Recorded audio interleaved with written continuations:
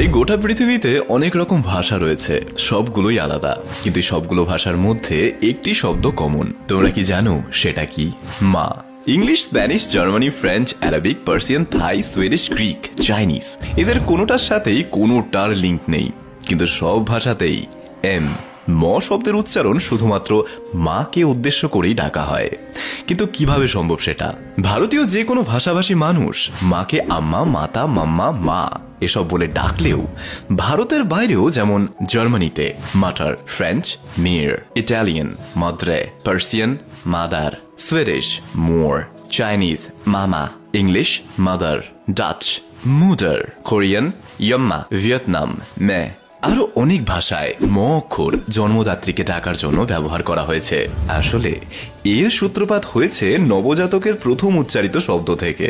জন্মের পর শিশু প্রথম 3টি অক্ষর উচ্চারণ করে থাকে।